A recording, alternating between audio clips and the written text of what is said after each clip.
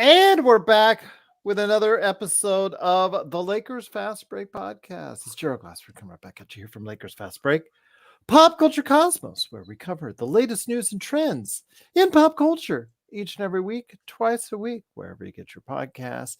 Inside Sports Fantasy Football, where we covered the big game that just took place this past weekend.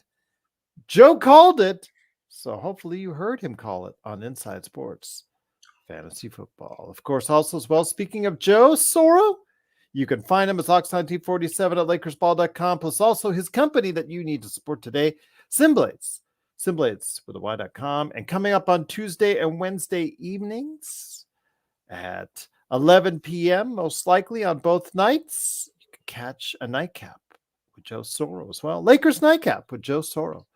Check it out on Tuesday and Wednesday evenings. Plus also as well, of course, the Lakerholics crew, Laker Tom and Jamie Sweet. Go ahead and hear what Laker Tom had to say about the latest stuff that went on during the trade deadline. And does he think Spencer Dinwiddie is a savior for the Lakers?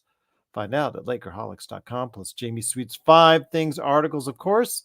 And speaking of things that you need to catch, Empire Chef TV, Lakers in 5, our good friends at also as well Daniel Barry Sports Highlights, John McCallion channel, and of course John Costas Clutch Talk and Lakers Corner. So go ahead and support those great channels. And speaking of supporting a great channel, I know one that needs to be supported a lot, and that is the Lakers Fast Break. And if you click on that little Joe right above the big Joe, you can get the latest notifications on when we go live on the air. You'll be subscribed and you'll like what you'll see here at the Lakers Fast Break podcast. Frank said, if we have any questions with Dinwiddie, ask away. We'll be glad to do so, Frank, being that you were a fan, or you are a fan of probably his best stretch as a basketball player, playing with the Dallas Mavericks, of course, statistically. Will he find that success again with the Lakers? That is the big question. How will they utilize him? And can he turn things around, not for himself, but can he also help turn things around for the Lakers? We'll find out, and we'll talk about that on today's show. Looking forward to it, but Spencer Dinwiddie is a Laker, and he was here at practice earlier today at the El Segundo facility, which I've spoken about so many times. Here today to discuss his viability as a Laker, or should we just not overplay our hand and just realize he is a buyout player and could be on the wrong side of 30 and may not be pretty from this point out. It's a good man indeed. You got to go ahead and check him out today at Simblades, Simblades with a Y.com. And of course, Lakers Nightcap tomorrow night and Wednesday evening. It is, of course, Joe Soro. And Joe, glad to have you here. You know, you've seen it all circles because it's the only news item right now outside of LeBron going to the Super Bowl. For Lakers fans out there, that they're just all over Spencer Dinwiddie. Spencer Dinwiddie, Spencer Dinwiddie, Spencer Dinwiddie. Oh, by the way, we took a day off, but Spencer Dinwiddie. So with that in mind, my friend, and, you know, we had our share of our Super Bowl parties ourselves this past weekend. Now that the liquor has kind of worn off and the food has kind of settled in and all that, can we take new stock of this newest edition for the Lakers in reality? Because, you know, while the other guys and gals out there in the Laker podcast world, they always dream up these fancy scenarios for him, and then they usually let you down. We're here to tell you and shoot it to you straight. Your thoughts on how Spencer Dinwiddie will be utilized, and can he reach the heights he once did in Dallas to help raise his level before he goes back on the free agent market once again? Savior, probably not. Because he's being touted that way by a lot of places. Well, I tend not to take Laker fans too seriously this time of year because they think every new player is the savior. Okay. That's the Ramon Session effect. I've used him many times as an example. Buddy Hield, since he's been a Sixer, has been on a tear. So there's a possibility of new scenery, more invigoration. Is that a word? I'm sure Laker Tom will accept that because you know Uh, how he had an affinity yeah, for somebody here. and the the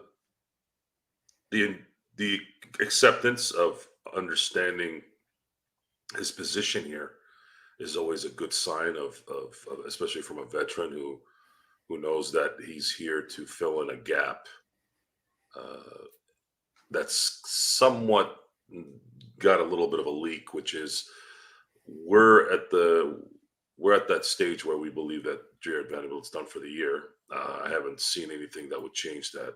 3 to 4 weeks is the next Before he checkup, gets evaluated. right? But I don't know how it doesn't look good in terms of that scenario. Gabe Vincent, where does he could come back, but I don't know if I'm going to hold too much on that. Now, I was okay up until about maybe an hour ago when I visited my favorite site, LakersBall.com, and it turns out that there's news that Darvin Ham has envisioned a lineup of Spencer Dinwiddie, D'Angelo Russell, and Austin Reeves. Oh, of And course. and 3-guard lineup. it was followed by several expletives on LakersBall.com Because he's because of 6'5", his obsession with the 3-guard lineup. And I of course. thought about Zangerstein as soon as I read it too, and it was the disdain today from that news just added to the fact that we're in trouble with this coach even more, and it's just not likely going to be fixed. Even if the roster was set correctly, I don't know if this guy can really organize this. Either there's a revolt, a quiet revolt with the players during the game, which I don't know how you can control a revolt if he's calling certain players in. But it's not a good sign right now already, and he hasn't even played a game yet. Yet Darvin Ham can't wait for this 3-guard lineup. Does anybody know what the hard on this is? Like, what's his deal with the 3-guard lineup? Why does he want that so much? Because I still haven't been able to figure it out in a year and a half. I don't understand why he wants to continually be undersized like that. I think he may think because the game has trended towards beyond the 3-point line. The problem is if you don't have 3 great shooters from there, you're really at a disadvantage in a 3-guard lineup. And he will not have 3 great shooters No, when he actually, rolls out that lineup. It's no, actually, because he Spencer does. He has two good shooters right now. but not 3, not Dinwiddie. Uh, Dinwiddie's you can't expect all three, but right now, Austin Reeves and D'Angelo are shooting well. The problem, They are. Oh yeah. that's the problem, and your main problem on defense actually recently is starting to become LeBron James. You're going to now burden AD even more because Spencer's not known as a defensive guy either, which is why this becomes this discussion with him being a savior is just not, you're not looking at this in a correct way. He's got a good chemistry building type personality, but I don't know if he's capable of doing what needs to be done, especially where we're in need of. He's not a 3-and-D type player. He's a point guard, even though I've felt like he's always kind of been a point forward to me. Uh, but the definition of the point guard is just different nowadays. I guess I'm still stuck on that. Anybody that's sitting at 6'5", 6'6" is usually a point forward. But it's a problem with this guy, and I mean that Darvin Ham, this guy, how he's going to play this out is we're going to have to wait and see what happens tomorrow. Tomorrow's not really a good barometer to measure because it is the Pistons. Maybe a little bit the next night against Utah, and then we'll I'd wait until after the All-Star break. probably have to wait till after the All-Star break. And yeah. Well, see, Gary, here's the thing with the LeBron defense. It's not so much his inability to focus on that. We're tired of when he doesn't get a call, it's a 4-on-5 break. That needs to stop, and that would be a coach thing. That would be a coach thing. That would be the first thing I do. Like, LeBron, I really, really need you to stop doing this. you need to get back on defense. At least get there. I'm not expecting you to be LeBron of 2013, but 4-on-5 isn't going to work. And you pouting to the ref, even though you're right in a lot of cases, is not going to do us any better. Yes, there is some updates. I just want to go ahead and clarify. Someone, Darvin Ham, did speak to the media today and mentioned that their things are improving. Max Christie, but do not look for them for him and Cam Reddish until after the All-Star break. Vando and Gabe Vincent are farther off, was his words, just to let you know. So after the All-Star break, we should see Max Christie and Cam Reddish back in the lineup. Go ahead, Joe. I'm sorry. No, I think I'm curious to see how he's going to spread the love a little bit here. Someone's not going to be playing a lot, which I'm thinking it's going to be Max Christie. Yeah. And I want to see how that kind of develops. But we're really not going to know Utah because shiny new, just the basic new concept of having someone new in there. Darvin Ham's going to give him every opportunity to try and succeed. No, until this is not a game day show, so I'm not doing a nightcap. Usually I do the nightcaps after a game. Tuesday and Wednesday are the Laker nightcaps for this week. Yes.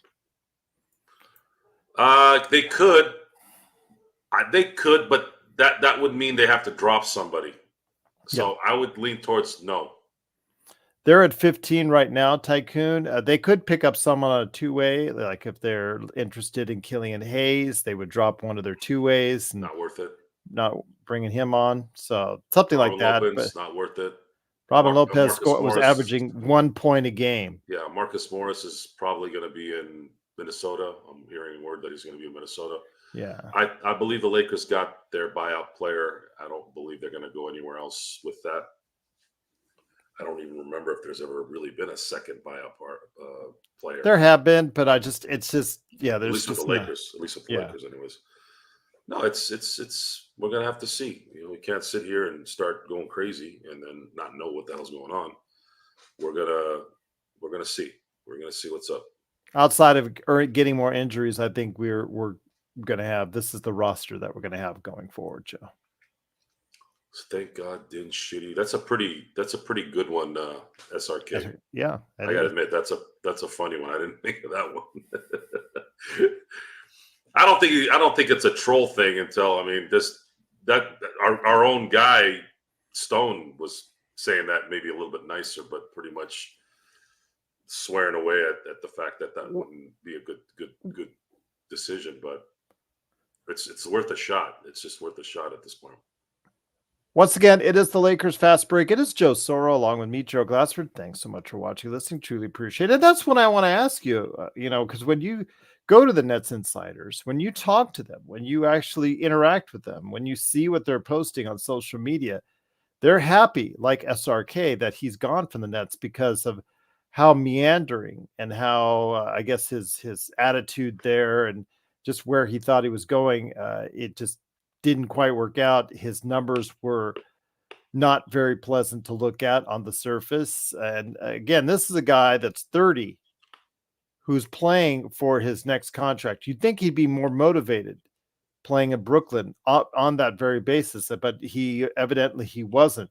The last time we really saw him put out any decent numbers was for the Dallas Mavericks, as Frank can attest to in our chat.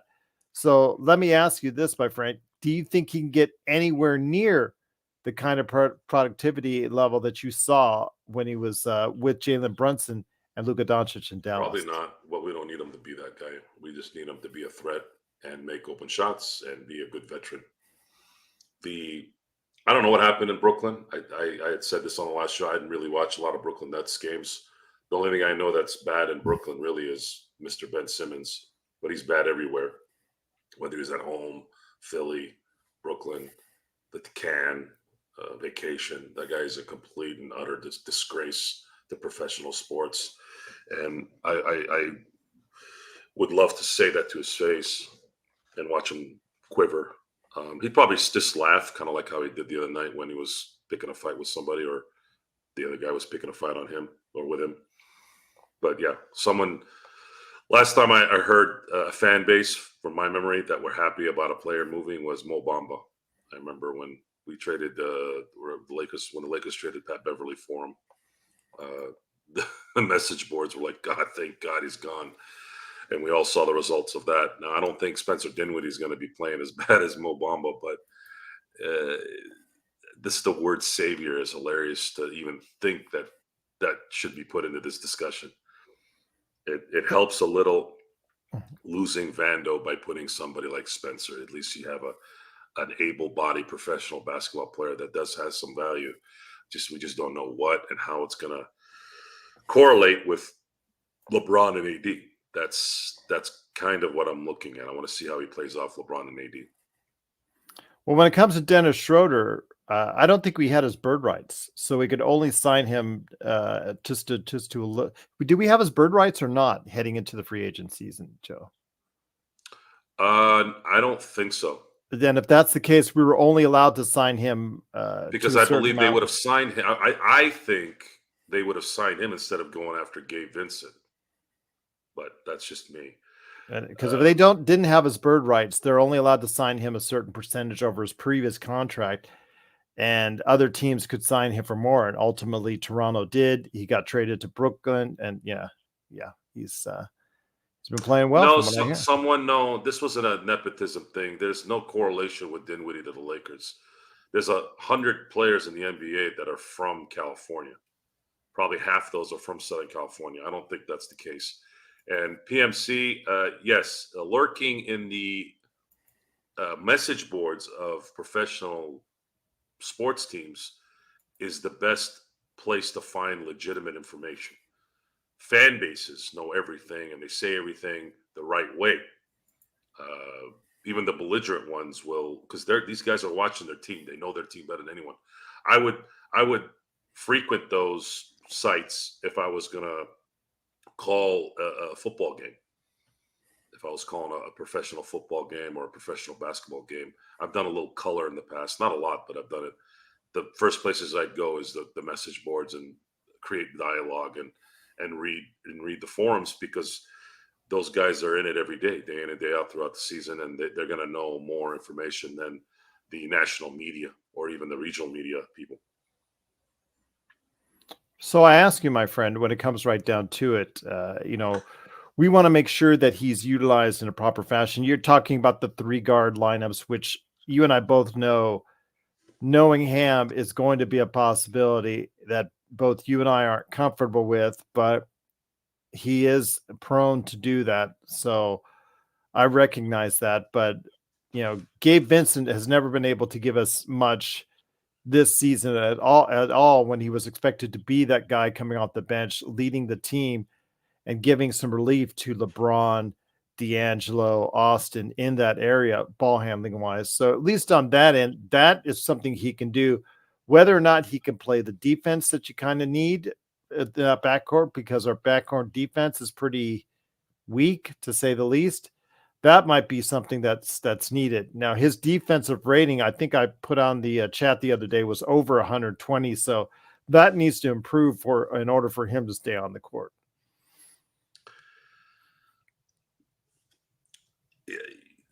I'd like to see the coach adapt to the game instead of having your jollies off on a specific lineup. You don't.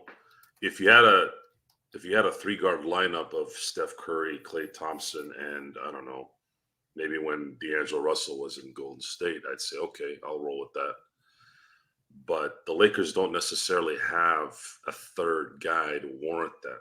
You can play it in certain aspects of the game to match size and speed, but I don't know necessarily I would go home with that. You still need some defense there. And it's difficult right now with Vando being out, because your defensive player at the 3 is crucial. A lot of the best athletes in the NBA are usually sitting at that 3 spot. The guys that are 6'7", 6'8", that can jump out the building. Somebody like Aaron Gordon, or you'll even see Michael Porter Jr. kind of play the 3, 4, kind of that those tweeners now. 3 and 4s can switch in a lot of ways. You can't do that with a 3-guard lineup.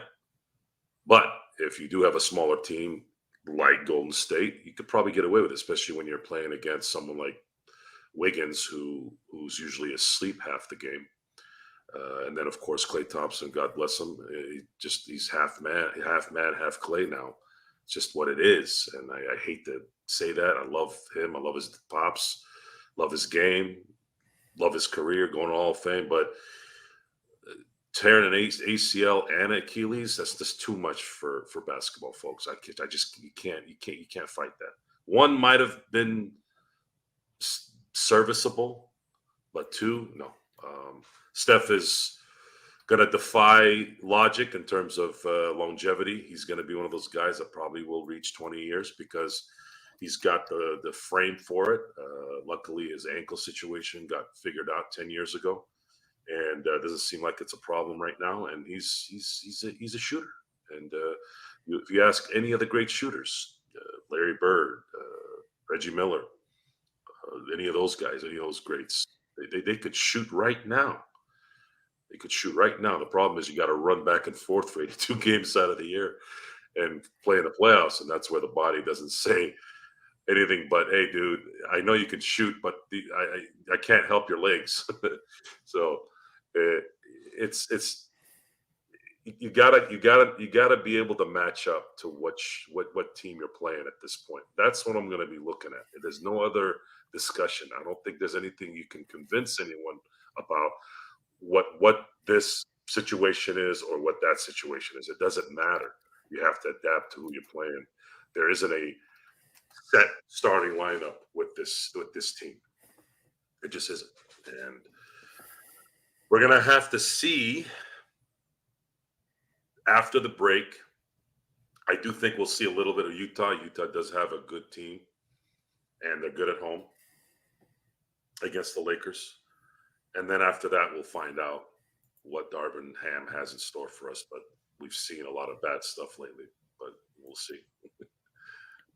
We will see, my friend. But it is the Lakers tomorrow, facing off against the Detroit Pistons. We'll be here pre-game, during the game on playback.tv, so that's Lakers Fast Break, post-game, and of course, after the game with the Lakers Nightcap with Joe Soros. So make sure you go ahead and check us out all evening long right here at the Lakers Fast Break. You see, SRK, this is what I'm talking about. I said Clay isn't who he was. He's half Clay now due to his leg injuries. You took it as I said, you took it as I trashed him. See, that's the problem with interpretation out there. I didn't say anything about him being trash. You can maybe assume that I meant Wiggins was trash. Maybe you got those crossed over. But Wiggins is trash because of his brain. He doesn't have any focus, or at least not all the time. So I need you to pay attention. Folks don't pay attention. Clay is not trash. He's just not Clay anymore. It's over. Yeah, and to your point, Joe, look at his last 5 games. And SRK, look at his last 5 games. 26 points tonight, absolutely fantastic. 42% from behind the arc, exactly what you need from Clay. Before that, 5 points, 24 minutes. Before that, 18 points in 28 minutes. Before that, 8 points in 30 minutes. And before that, 10 points in 36 minutes. With Kuminga taking a lot, and also Brandon Podziemski taking a lot of his time in the clutch, which has been noted by several reporters out there. So I get where you're getting at, Joe, because it's not the same Clay that we're used to, but there is still ability for him to go ahead and have some type of good performances every now and then. Getting into the discussion about Clay is, I think we've talked about it enough. Look, he doesn't have the lift anymore. These guys who are assassins as shooters, once the lift is gone, which is part of getting older, you're going to start to fail. You're going to, and lateral movement is a problem where it wasn't a problem before. And then when you're running for 30 to 40 minutes on a hard ground, your body might react one day this way, and then the next day it doesn't react the same way. It's the body can get fickle as you get older. As far as the Frank was asking about the Dinwiddie comments about him coming to LA, I do remember reading today that Dinwiddie said he's coming to LA because they know how to win. And boy, when I read that quote, I didn't even look at the comments on that quote. I was like, oh man, they're gonna butcher Dinwiddie's comment. Yeah. But hey, if you want to compare it to Dallas, which is where I thought he was going to go, Dallas won a championship in 2011 and haven't really won or really competed much after that. Lakers have won a championship. They did go to a conference finals, Joe, though. Okay, I'll give them that one. But it's one conference final in the last 13 years. The Lakers, yeah, they've stunk for the last 13 years mainly, but they did win a championship in 2020, and they've had some kind of crappy luck with injuries here and there, especially in 2021. But LeBron is a champion, AD is a champion, and last time I checked, I don't know if there's any champions in Dallas. So I don't know. He's probably just being polite and nice, and probably just wanted to come home. And there is a interesting tidbit, by the way, in his contract. So we know he's making $1.5 million. Yes. However, there's an interesting bonus if they win the championship. If they win the championship, he gets $1 million bonus. He gets a $1 bonus. $1? It's a $1 bonus. $1. It's check it out, Joe. It's really? $1 bonus. It is a $1. It's a gag between him and his agent. Yes. Then why did it say $1 million when I read it? It's not. It's a $1 bonus. Sorry, Joe. It's $1. I trolled there. Anyways. Yes, you did. It's $1. The record that needs to happen for them to have a 5 or a 6 seed is 50-32, which means they got to win 22 of the remaining 28 games. That's the number. They got close last year. They were 18-8. They were 18-8. Yeah, as Dave McMenamin reported, the Lakers signed Spencer Dinwiddie to the remaining portion of the non-tax mid-level exception. Base salary is $1,554,654. His incentive, if the Lakers win the NBA championship, is $1. Uno. I read $1 million. I could have sworn I saw $1 million. It's $1. It's $1, Joe. Sorry. What's the point of that? It's a joke between him and his agent. That's what I believe what the comment was he was saying. There's no backup story on this? Not that I can find. If I find something more, it's just I'll let you know. So, okay. Well, Spencer Dinwiddie is going to have an opportunity here to at least compete here, where he wasn't in Brooklyn, and what he does for 20 minutes could be a huge help for the Lakers, and it's going to come. I'm looking at it as, can he supplant LeBron a few minutes? Can he play 10 minutes of LeBron's minutes and keep it honest? That would help. Ball handling wise, scoring wise, he probably plays the same kind of defense anyways, right? So if I'm the coach, I'm using Spencer as a cover for LeBron for 10 minutes.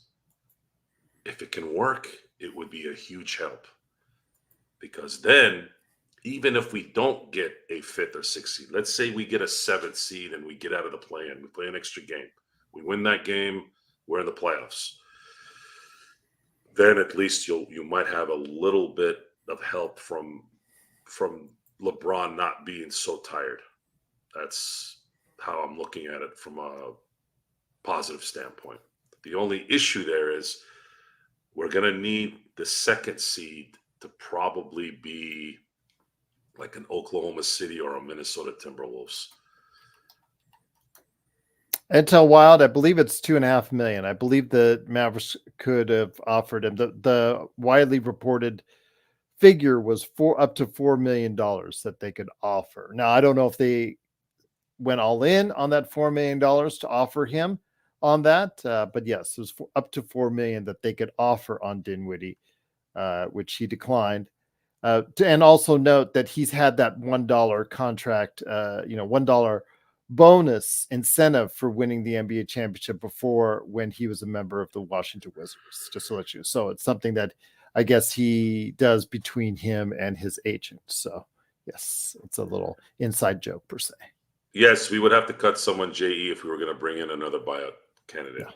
So your Christian Wood or your Max Christie or your Jackson Hayes, one of those players would have to be let go, because I don't think you're ready to release, a Maxwell Lewis just yet. I'm unfortunately, Gerald, I'm going to have to debunk a comment you made about Genie being cheap, or the Lakers in general. Oh, I didn't say that. I never said I said that's. Well, they don't want to spend money is kind of the broad comment, right? Am I right? Well, that's what's befuddling, Joe, because they didn't go under and go the repeater tax. They did nothing. They have maybe it's for public face or whatnot, or they didn't want to do that to let go of a contract to make sure they don't earn the wrath of LeBron. But not only did they not make a major move at the trade deadline, they didn't go under, avoid the repeater tax. So now they'll be in a repeater tax again, which is, to me, is just absolutely mind-numbingly stupid. But let's go ahead. Intel Wild has a super chat in there. So how much did Spencer give up? So we mentioned that already. He has another one, and thank you for the super chats. It is truly appreciated. The Toenail Clippers lost by 21 points to the Wolves tonight at home, if I'm not mistaken. So yeah, that's always a good thing when the Clippers lose for us. But yeah, Joe, I didn't say it was going to happen. I just said, when you're that close to the tax, if you're not going to find a move that's going to revolutionize your team or greatly improve your team, Joe, which there was nobody out there. Not Murray, not anyone who's going to move the needle that far for the Lakers. Come on. And you'd be kidding yourself if you thought that was the case. I'm sensing a little riffraff from you, buddy. No riffraff. No, I'm just telling you exactly what I said. No, you're not scared. Yes. No riffraff. So the LA Lakers increased their tax under. penalty. The smart move would have been to go. You're wrong. You're wrong on this one. No, I'm not. You were saying for months about money and Genie and this and that. Hold on, let me read this. The LA Lakers increased their tax penalty to $7 million by signing Spencer Dinwiddie. Mm-hmm. They could have saved $15 million by dumping a player at the deadline to deduct the tax, which wouldn't have restarted if they had done that. No, if they dumped, let's say they dumped whatever player that they dumped to get under that tax, they would have avoided the repair. Hit a nerve, hit a target, folks. You saw it. You saw it. I'm relaxed. You're upset. I'm upset. You're upset. Point in the right direction next time. I'm not upset. You're upset.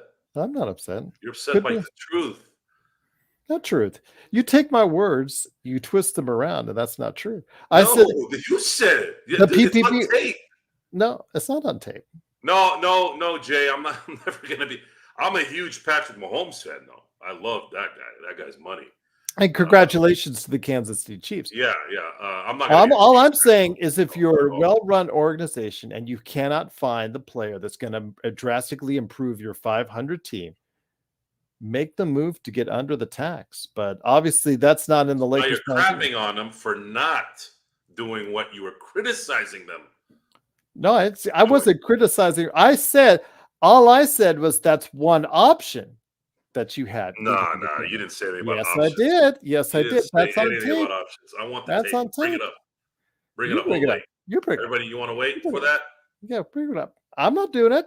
You bring it up. I've got over 960 episodes you can bring on tape, my friend. Anytime you want. You know damn well. Go to Spotify.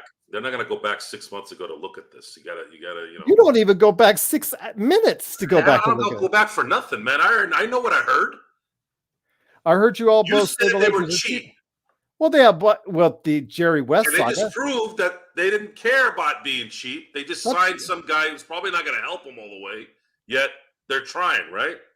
And then when they go into the repeater tax and then end up being And hit then you're by going it to next call year. them dumb financial people. Yeah, well, that's Well, exceedingly the case, my I got friend. I got it, brother. I'll send you a message. That's exceedingly the case, my friend, is that they do not know what they're doing. You're pulling some stuff out your ass now. No, I'm Just not. admit you were wrong. Nope, wasn't wrong in the slightest, my friend. You were wrong. I gave them. They had options leading into the trade deadline. Everybody has options, but they did the option that you said they wouldn't do. No, I never said that. I never said they wouldn't do it. I said that was an option that they had on the table. Never said that they would do it or not. This is the Los Angeles. This is Rob and Jeannie. Rob and Jeannie have not made the smart move in a long time, i.e. Westbrook trade, i.e. oldest team, the 2012 NBA All-Stars that they got in 2022. Have they really made that many right moves? Did you expect anything different here? Well, again, if they weren't going to get a player that was going to really transform the Lakers where you need to, that was an option to save some money, but they didn't want to do that either. So now they're still in the repeater tax. And if they go all out next year, they're going to be hurting for it even more. That's up to them. That's their money, not mine. Their mistake with Caruso was not going with Caruso instead of THT. THT, yeah. Who scored 13 points I'm like, okay, coming off the bench. Yeah, maybe THT's got potential. He's 20 years old. Caruso's 27. Caruso that year in 2021 tended to be very injury prone. But if they had signed Caruso, I think it would have cost, if they would have signed him for $9 million, let's say, what the Bulls paid him, I think it would have cost them actually $25 million in tax. So that's why they obviously didn't sign him. Yeah. But yeah, that's one that we're gonna have to eat for. And thank you again, Intel, for the super chat. Yeah, that's gonna have to eat that one for a long time. But Chicago's even worse, my friend, because they didn't do anything for a team that's really bad right now. Atlanta, same thing. There were a lot of teams that made little to no moves. Detroit made some pretty lousy moves as well. So yeah, there's just an inept franchises out there. We saw this morning in Charlotte that Mitch Kupchak will be leaving his vice president of operations role and moving into an advisor role. They're alluding that it might be due to age, maybe not job performance. I don't know if he's being forced into that position, but yeah, I want to hear your thoughts on Mitch Kupchak leaving his VP post in Charlotte. The issue with Charlotte is that they exist. I don't know where there's a market for this team over there. I don't know where this started, honestly. The fact that it didn't work the first time, and they thought that it would work again because Michael Jordan bought the team. I don't know why. Made a profit for it. Everybody makes a profit in these teams. No one ever loses money. It's like real estate in California. It doesn't matter. You could buy a shack in East LA right now, today, okay? And there would be every bit of robberies and car fires and all that. And that property will go up 10% in 6 months. Like, we got to get out of this. Oh, well, they made money. This is sports. I don't care about, you're going to make money anyways. Might as well win. And then who goes to Charlotte Hornet games? Do they really care about the Charlotte Hornets in North Carolina? I mean, they cared in the 90s when it was cool, but have they cared about this team since they came back in 2002?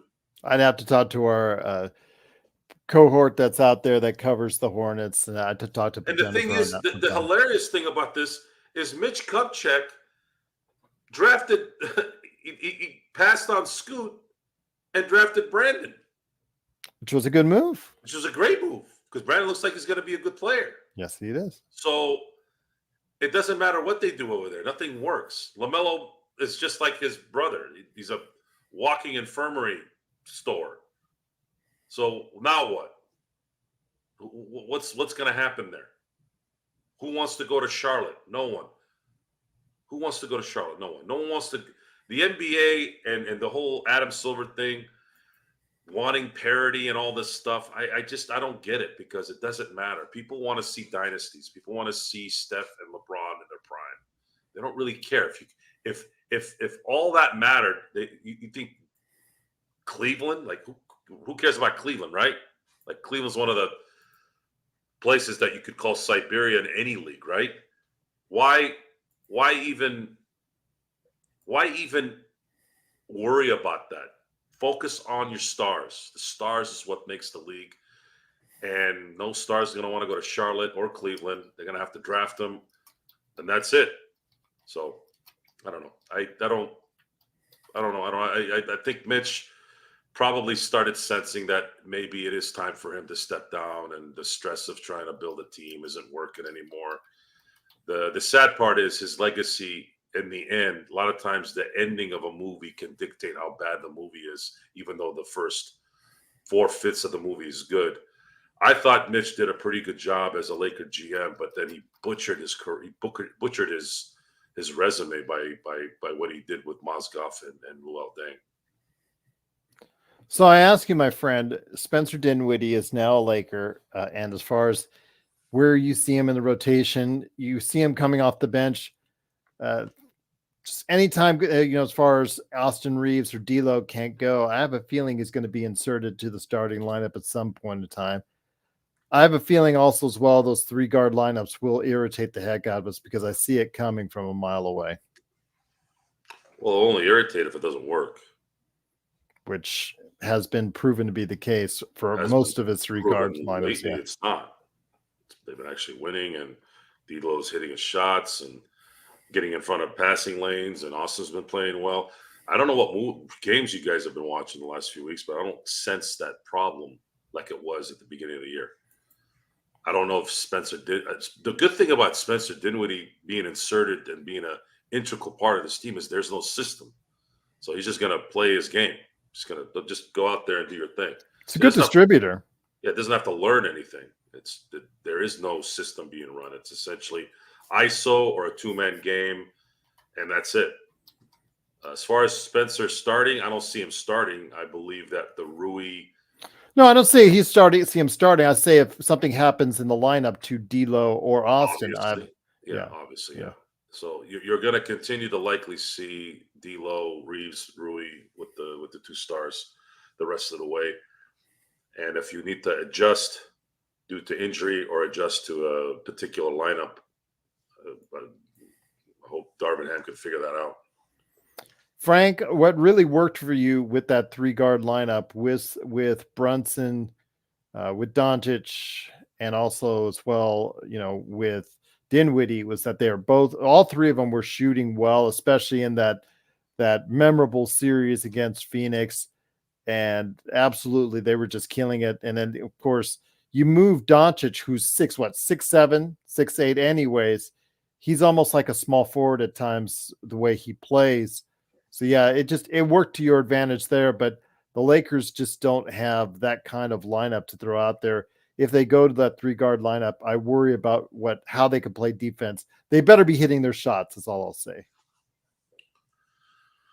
Yeah, Darren, I do agree that the players are too young. And while I don't really want the NBA to have an age limit, it's just that you can't draft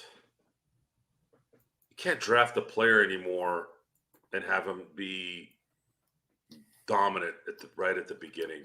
It's very rare. When you used to see guys like Bird, 4-year players, guys like Shaq played for 3 years. I think Lonzo played for 3 years. Alonzo Mourning, Christian Laettner didn't. He was an all-star one time, but Hakeem Olajuwon played 4 years. These guys come in really, really kind of ready-made. Nowadays, there's not a lot of great coaches left. Krzyzewski's and all those guys are gone. Roy Williams, Jay Wrights, they're gone. So I don't know if it's at this point. I don't know if it's good to stay for 3-4 years, but it's a new age, new life. I think what they should have done in this last CBA was just cut out the 1 year and done. I think it's a stupid rule. I agree. If guys want to come from high school, just let them come. Yeah. And if you really were dead set on making them stay in college, how? I think it's stupid. You're doing all this NIL stuff. Why is this rule still there? And by the way, some of these guys are still 18 when they get drafted. Does that make any sense? Do they have Because to be they 19? bypass they finagle around with their high school and their eligibility to get in earlier so that they can be eligible for the Because it draft becomes a earlier. waste. They're going to the G League or they're going to some European league. It's like, dude, just cut that stupid. They should have done this. The Player Association jackasses, like, just say, can you guys just cut this one and done crap? Stop wasting everybody's time. Or was that a deal they made with the NCAA? Hey man, we want you guys to at least have 1 year where you can maybe have a player that can rock and roll. But how often does that guy really do well? How often does that happen? How often does a one and done superstar into making, lead your team to the title these days? You don't really see it. I think the last one I can remember was Anthony Davis. That was, what is it, 2012. Yeah. I don't know. I don't see what the point is. I really don't. The NBA, man, it's always the last 15 years. It's been hard. It's been hard. Like, even somebody as talented as Wembanyama, look how they can't win. They can't win, even if he's playing well. They don't have enough talent around him. He's too young. Chet Holmgren, Oklahoma City, I'd say, because he's got a lot of help there. I don't know. The thing is, though, when it comes right down to it, and once again, it is the Lakers Fast Break. It is Joe Soro, aka Ox1947, along with me, Gerald Glassford. Thanks so much for watching this thing. It's truly appreciated. As Intel Wild says, 27 in the chat, but only 22 likes. Come on, team. Come on, chat. Best Lakers chat that's out there, Lakers Fast Break. We can do better than that. Like and subscribe to get the latest notifications on when we go live on the air with the latest Lakers Fast Break podcast. So, Joe, what concerns me about Dinwiddie is just that this is a player who's hit 30. He still has what many people could be on the back end of his prime and still can make a contribution, but in a time where he needs to play well in order for him to secure himself another contract, seeing his effort level and seeing his results in Brooklyn don't leave me confident that he can go ahead and redeem himself for the next 30 games. I'm not looking for him to redeem himself. He needs to redeem himself. He needs to play well because his future of the NBA depends on him. You guys, come on. You got to be realistic here. He has incentive to play well. Let's just put it that way. Is incentive okay for the next contract? Yeah. But can he? That's the and what are we expecting from him? Are we expecting him to be the third option all of a sudden? What do you want him to do? I won't make it simple. Make it simple. Make sure you use him to cover LeBron. LeBron's minutes have been way out of whack. Let's try and see if they can have Spencer cover LeBron's heavy minutes during the game.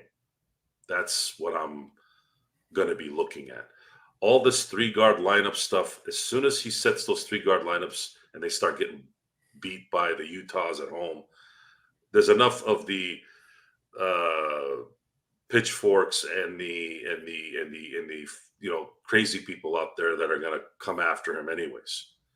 I don't really need to get on here and talk about Darvin Ham in that way anymore. It's almost exhausting now.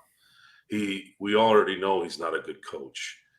And if he's going to continue to put 3-guard lineups there when he's playing big teams like Denver, then we said it. He needs to get fired right there while the game is going on, because that's what you call a stubborn coach. A stubborn coach, when he's wrong or she's wrong, is a detriment to progress. The only way you can be stubborn is if you're right. And he ain't Vince Lombardi. Vince Lombardi was a stubborn man. But the thing is, he won 5 championships in 9 years.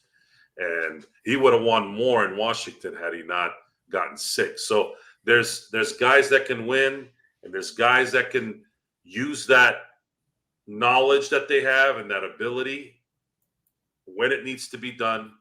And there's those who are the Sam Mitchells and the Darvin Hams of the world. I use Sam Mitchell as an example a lot because here's a guy that doesn't listen to his players who are playing. You're watching a guy dropping basket after basket after basket. And he has one of his own players going, "Hey, coach, don't you think we should, double team this guy?" And then what's the answer? This is coming from Jalen Rose. Do what I say. Okay, do what I say, whatever. And we saw what happened. And then you see the exact opposite. Look what Andy Reid. If you didn't have respect for Andy Reid before yesterday, then you have to have it now. Got it done, my friend. He bailed Travis Kelce out of that, whatever was going on there with that BS line. Okay, you didn't trip. Come on, Andy, you didn't trip. You're not that unathletic. Come on. The guy was in your face. He was upset. And they couldn't do that because you're Andy Reid. You're a big teddy bear. And you covered for your guy. Beautiful. I love it. But that's the difference, right? He got the ball to Kelce in the second half. He wasn't stubborn. What happened? This is a good example. Kelce had 1 yard in the first half. Kansas City had 3 points in the first half. Kelce gets on him, and I'm sure probably more at halftime because that halftime was what? 68 minutes of dancing and singing? What happened in the second half? You saw it. You saw it worked. And, stubbornness right now is probably a big problem for Mr. Darvin Ham. And when you have the upper, execs supporting that, why would he change? He's not going to change for LeBron, AD. He's not going to change for anybody. It's Darvin Ham. Yeah, I agree. I'll give you that. But once again, it is the Lakers Fast Break. It is Joe Soro along with me, Joe Glassford. Again, thank you so much for watching and listening. Truly appreciate it. Don't forget, tomorrow we've got a full evening planned for you as the Lakers face off against the Detroit Pistons. I'm not going to say it's going to be an easy win because every time we say that, we fall into a trap. So we'll just say should be a win. It's the next night that might bother us because it's a bit back-to-back. They fly into Salt Lake City to face off against Utah. Again, the only game, Joe has said, in the month of February that they'll be playing out of the Pacific time zone. So we'll see how they close out the games to the All-Star break, which, again, for us, won't come too soon. Any issues or concern with LeBron James going to the Super Bowl? He's had 3 days off, so didn't think it was that much of a deal. I know some were making an issue of it, but they make an issue of anything LeBron does. Did you ever see Kobe go to a Super Bowl during the season? No. Kobe turned down the role of Jesus Shuttlesworth, and he got game because he said it would take him away from his training. Okay. Larry Fitzgerald didn't go to some kind of presidential event a few years back, 10 years ago or so, because it got in the way of his training. It might not have been a presidential thing. It might have been something similar. Where they just acknowledge the champions, how they go to the White House. Well, he never became a champion, but Larry Fitzgerald. Okay, it was something prominent where he's like, "No, I'm training. Okay. I can't make it." It might not have been a president thing. It might have been something else. But I know who it was. It was Shannon Sharp. Oh, okay. Who had said, "No, I'm training," and then Larry Fitzgerald wasn't presidential, but it was something else where he's like, "I got to train." Okay. So, and I'm not throwing LeBron under the bus, but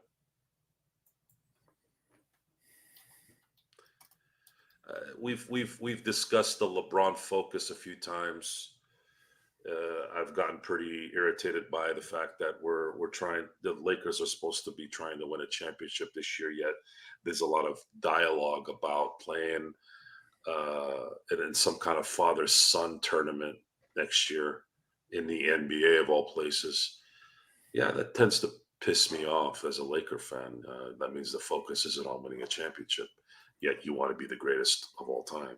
You want to be the greatest of all time. This is 24/7 because that's what your predecessors did. That's why they're great. That's why they're 1-2 in the real book. So just saying, man. Just saying. So let me leave you this, Joe. When it comes right down to it, we're not worried so much about the top end of the Western Conference because that's out of reach for us. I know there's a battle between these four teams. Tonight, the Clippers and Nuggets both lost. Timberwolves are in first place in the Western Conference, a game ahead of the Thunder, game and a half ahead of the Clippers, the Nuggets. It's where you get to fifth place, the New Orleans Pelicans, all the way down to 10th place, and the Golden State Warriors right now.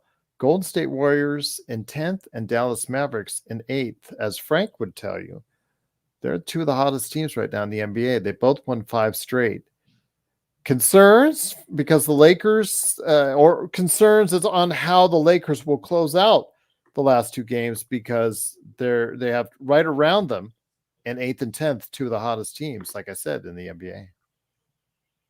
So they're only 4 losses behind Phoenix for the 6th spot. They're only 4 losses behind the Pelicans and the Suns and the Kings. Right. Yes. They're also 4 losses behind the 7th. The Lakers would have to go on. They would have to win 10 of 11 while Phoenix goes 500, which if you look at Phoenix's last 10 games, they've won 6 out of 10. So that could happen. It says 5 on ESPN. If you include tonight, did they just win to make it 6? Let me just see that if that's the case. No, Dallas. He says 6. Yeah, because they won 112 to 104. So they're 31 and 23. I'm going to check and recheck ESPN. What do they have? Yeah, they only have it listed as a 5-game winning streak, Frank. But my gosh, you guys are playing well. Let's just say that. Yeah, that's what the Lakers need to do.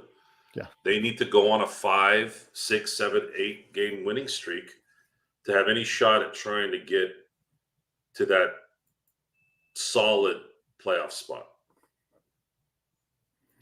That's what needs to happen. If not, they're probably if they get close to what they did last year at the end after the All-Star break, then you're looking at them probably getting to a 7 or 8 seed.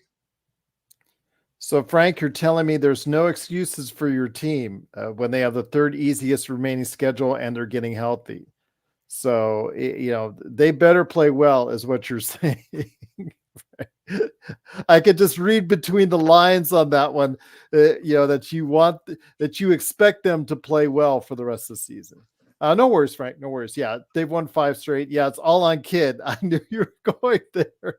Just like we would with Ham. It's, if they have that similar type of scenario where they were all getting healthy and the 3rd easiest schedule the rest of the way, that, they would, these expectations would be on, of course, Darvin Ham as well. So, Darren, Mahomes is the best quarterback I've ever seen. That says a lot. Wow. That says a lot. But he's the greatest quarterback in terms of physical and the short amount of time he's been accomplished. I said this his first full season, after his first full season. He dropped 5 touchdowns on the Steelers the first time he met him, and he's always been like that, I guess. Like, I've seen it firsthand how good he is. He is Brett Favre with discipline. That is the most dangerous quarterback I've ever seen.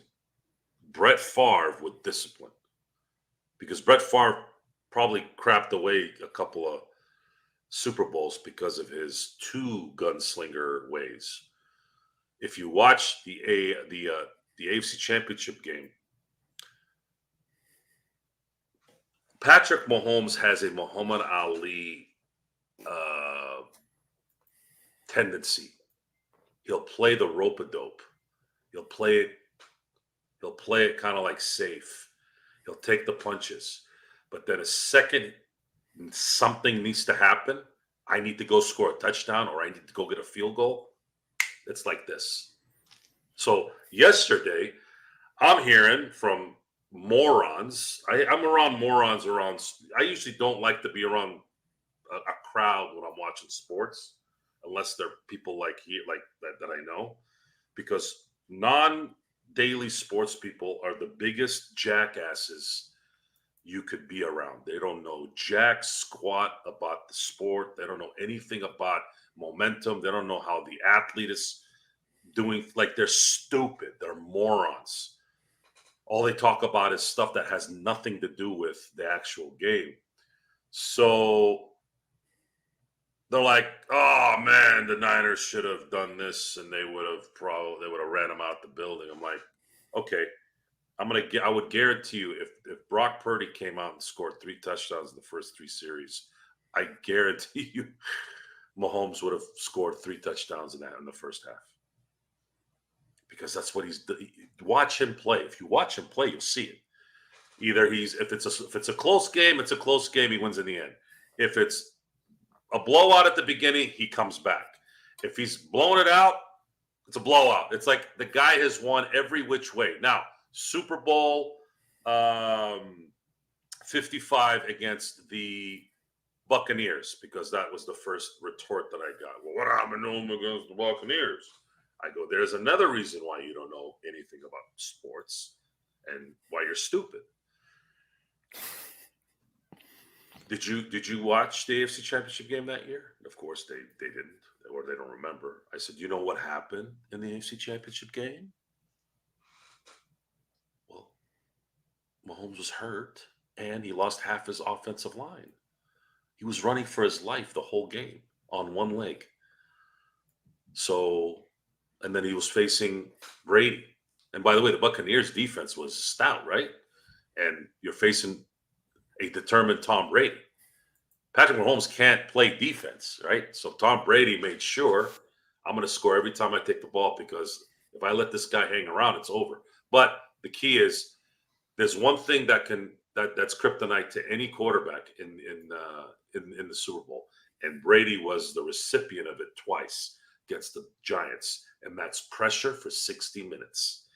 Tom Brady, no matter how great he is, Patrick Mahomes, no matter how great he is, if they're getting pressured for 60 minutes, that's the only way you're going to beat them. I think Darren disagrees with you. I think he's a big fan of Joe Montana and his success. You guys can't use that excuse anymore, folks. Montana may have not lost the Super Bowl, but the rules were different then, and the activity was different then.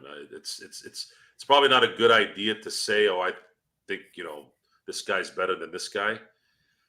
It's better to say, "Well, what era?" Because they're playing through different systems. They're playing through different cultures. They're great quarterbacks. I mean, Brady. The best quarterback I ever saw, like physically, is really Dan Marino. Yeah, I loved his arm. His arm was beautiful, man. He could just rifle in between people. But the thing is, Patrick Mahomes is like that with legs. I mean, he could. You talk about throwing a needle in a haystack. Marino could rifle us, just rifle in there. 2, 3 defensive backs, linebackers covering a guy, still could find the end zone. No, Montana never lost a Super Bowl, Darren. He won in 81, he won in 84, 88, and 89. He got hurt in the NFC Championship game against the Giants. Leonard Marshall hit him from the back, and he didn't play for 2 years after that. Would have been an interesting Super Bowl if Roger Craig hadn't fumbled in that game later, because would Steve Young have beaten the Bills that year, or if Montana had not gotten hurt and it was Montana versus Jim Kelly, because that was the best Buffalo team that they had, was the one in 1990, and I think the Buffalo Bills would have beaten the Niners in the Super Bowl. There was only one team that could have stopped the Bills that day, and that was Bill Belichick, Bill Parcells holding the ball for 41 minutes, and they still almost lost. Now, granted, the K-gun was a fast-acting offense. They would score in like 2 minutes. At that time, that was very foreign in the NFL, so they caught everybody off guard for 2 or 3 years doing that. But Yeah, it's hard to compare. So you're not sad at all at Mitchell Trubisky getting waived today by the Steelers. Why are you smiling? No, I was just wondering what your response would No, I'm be. not sad. He should have never been a backup. Should have just left. I have a feeling you would say something. Yeah, that was terrible. I'm actually pretty happy that Prisley Harvin was cut too. The punter, he was a monstrosity. And then the longtime offensive lineman was cut too. Yeah. Well, we'll see what happens, but we should see some of that over the next few days as far as teams letting players go now that the Super Bowl is done. But for the Lakers and the NBA, the All-Star break is around the corner. We'll still have coverage virtually every day for you during the All-Star break. I'm trying to plan that out as we speak. But starting tomorrow, we've got a great lineup as far as shows coming at you with a pregame show. During the game, simulcast on playback.tv, so it's Lakers Fast Break. Of course, the postgame, and then topping your night off, have a nightcap with Joe Soro at 11 p.m. Pacific. So definitely looking forward to it. But my friend, it's been a great conversation. Spencer Dinwiddie, he is a Laker now. We'll see what he can do. I hope he can make a positive contribution to the team, and people 2-3 weeks from now aren't already trashing him. But I'm also hoping that he isn't going to get Torian Prince-itis from Darvin Ham, and Darvin Ham is just going to use him for 30 to 35 minutes a game. I hope we can find a happy medium where he can excel and the team can excel as well. But I'm not 100% convinced that will happen. I'm hoping that's the case. Any thoughts on that? I mean, anything to add on? Do you think he will be used properly as far as the lineup is concerned? He won't be used in 3-guard rotations or 3-guard lineups. He'll be used respectfully in about 20-25 minutes a game, coming off the bench as a key contributor there. Or do you think that Darvin Ham will find a different way to piss you off when it comes to utilizing Spencer Dinwiddie?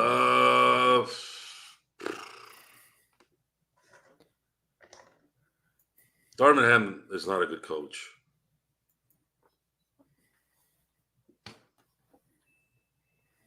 Spencer Dinwiddie is going to have to perform, and then we roll with that. That's it. I can't comment anymore on why Darvin Ham doesn't do things well, but it doesn't sound good already with word coming out of camp, or I should say his camp, that he's got his jollies off for this 3-guard lineup. Yeah, that's what I was saying. And I'm still waiting for someone to ask this guy, what's your deal with this 3-guard lineup? Is it analytics? Is it you like small teams? Like, what the hell is it? Yeah, at JSJ, it's after games. His nightcap comes on after the game. So it'll be 11 p.m. tomorrow and then 11 p.m. on Wednesday. Salary cap started in 1994 and free agency as well. Just a FYI.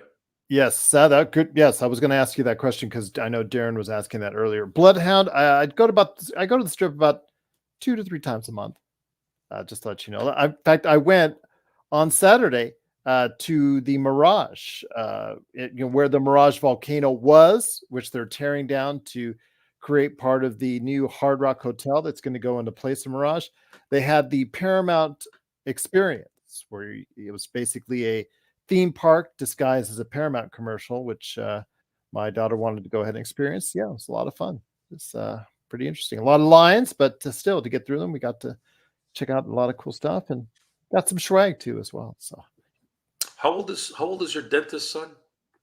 My dentist in his early 30s. So. Early 30s? Yes. And he lives here. You said Arizona? Seattle. He's Seattle. Oh, yeah. Yes. You need a good dentist in Seattle area? Let me know. Hit me up, LakersFastBreak@yahoo.com. I'll send you a referral there. I got good teeth. There you go. He would be no braces, baby. He would congratulate on you, but probably not. As all dentists would be kind of sad. No money in that teeth. Joe, can you just clean it? I like that feeling where it's like painful, but it feels good too. When you can just hear it go, getting that little plaque that might stick there a little bit on the ends. Yeah. Yes, Intel was very weird to be walking on the place where the Mirage volcano once. I heard the Super Bowl was a massive success in Vegas. By the It way, was absolutely. So- It was crazy. It was a cluster at times, but yeah, they pulled it off. Huge success for Las Vegas. Biggest television viewing audience ever. So there you go. must have been.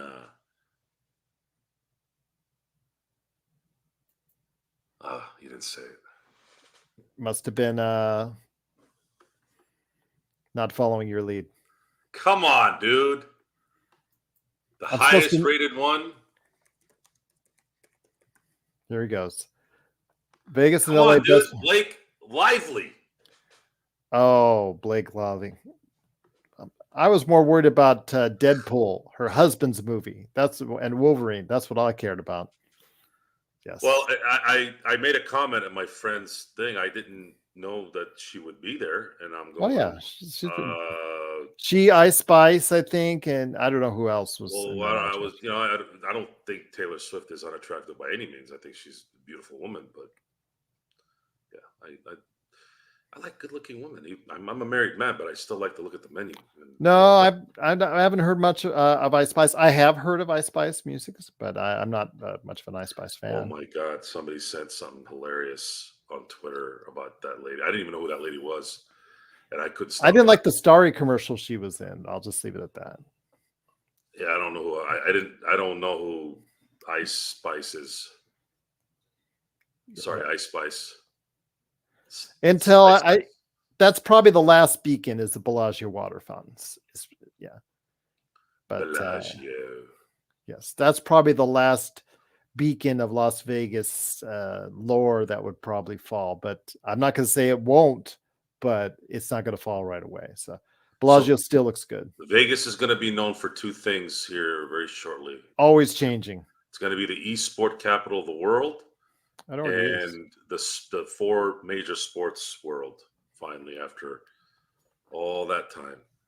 Well, it already is with the Luxor with that. There's actually 2 or 3 other esports arenas in Las Vegas. So yeah, they're enjoying it. But yeah, as far as regular sports, yeah, everybody's happy about the Golden Knights. And of course, after the Super Bowl came into it, people forgot about all the money that they spent on the Allegiant Stadium. And after Taylor Swift left there, yeah, they're cool with that now. The baseball stadium is still really, or even our own mayor in Las Vegas is not happy with it. So yeah, it's not a pleasant thing. Now, if it had been the Dodgers moving to Las Vegas, that's one thing. But when it's the A's coming to your town, you're not really excited for Oakland can barely keep an In-N-Out burger joint, let alone a team. They're not. They're closing in Oakland.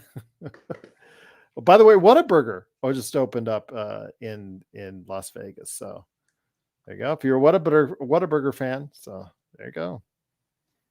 Mm-hmm.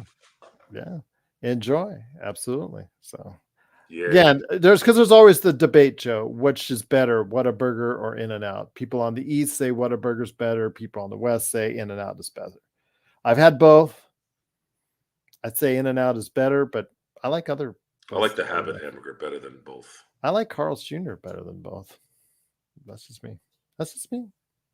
Sorry. It's just me. Yeah, I agree, Intel, which is sad too, because the A's belong in Oakland. I agree. They belong in Oakland. They can stay in Oakland. So In-N-Out's good. In-N-Out's good. In-N-Out's solid. Whataburger's okay. Had it in Texas. It's all right. Yeah. What else you got? That's pretty much it for now. But anything else from you, my friend? It's been a great conversation on the whole bevy of things. I'm looking forward to hopefully having the first back-to-back game wins. I'm tired of this split or 0-2 damn records. Can we go 2-0 in the next 2 games? Then we'd be 4 games above 500 going in to the All-Star game, and then the Lakers would only need to go 20-6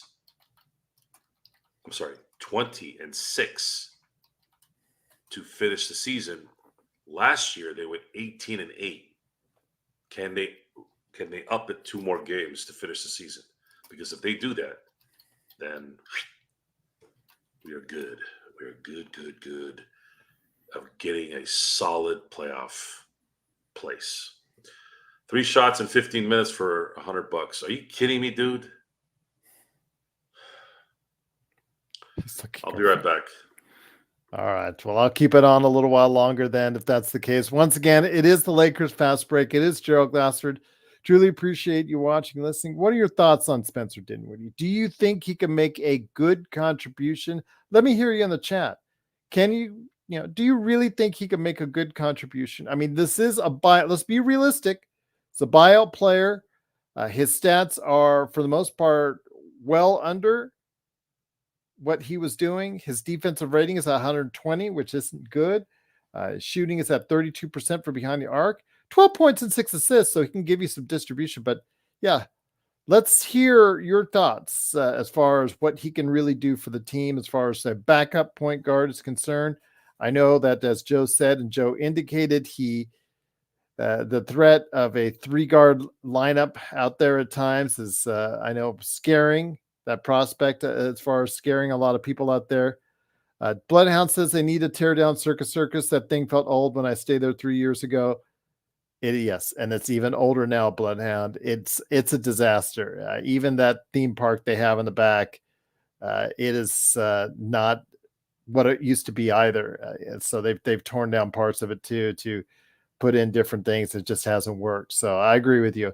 I would not shed a tear anymore for Circus Circus. I remember the days when I was a young kid and went to Circus Circus and had arcades. And the entire floor was a dedicated arcade, and it was just absolutely fun to play. And it was nice, and there were circus acts that were really cool to watch during the every hour on the hour, and it was really cool to be there. Now it's, like you said, just a shell of itself. And yeah. I see Gerald's. Yep, custom. Yes, it is right there, the left-hand corner of your screen. Dante, I've had it for years. So here we go, Joe. Appreciate it, Dante. Yep, thought I'd got it a long time ago. My Laker fandom. There you go. It's for you, Intel. So 3 shots in 15 minutes? Yes, you're driving this man to alcoholism. It is terrible, Intel. I'm not going to say. I cannot defend Circus Circus. Steakhouse is still good, though. The Steakhouse, amazingly, is still good. There we go. Drink one. Salute. Salute. Darren says we can use his athleticism. Spencer Dinwiddie. All right, I'm going to wash this down with Mamba Forever body armor. Dante says, any turf appointments for tomorrow, Joe? Actually, yes. Oh my gosh. Intel, you're the best. You're the best. You guys want to see what today's turf stuff produced? Yeah. I'll be back. Oh, here we go. Once again, he's going to tell you, he's going to show off to you. Bloodhound says Intel, it's a school night. Joe's got to work in the morning. Joe he owns the company, so he sets his own rates. So he sets his own time. But yeah, Dante, great to have you here, my friend. Always great to see you when we're out there watching on playback.tv/Lakers Fast Break. I haven't seen Doobie on one of our YouTube shows in quite a while, so hopefully he's doing okay. Good to see him whenever he's on playback with us. But Dante says, I want to start. Intel, you the man as always. Truly appreciate it. Cannot thank you enough for your kindness, Intel. It does help us here at the Lakers Fast Break, so it is truly appreciated. Once again, it is the Lakers Fast Break. Cannot thank you enough for joining us. And again, when it comes right down to it, Spencer Dinwiddie, if he gives you what would make you guys happy as far as his contributions, let's just say averaging about 22 minutes a game, 23 minutes a game, would 10 points, 6 assists, shooting 35 from behind the arc be okay to you guys? Would you guys be okay with that? I would be. I think I would be. Here we go. There you go. Stack of money. This ain't ones either.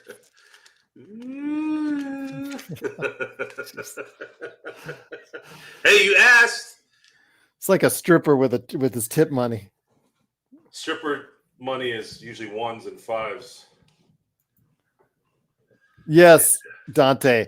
Make sure it has that's why you cannot go with the cheapest option, like the off brands. That's where they get you on the off brands as far as the rentals concerned. Because I did that.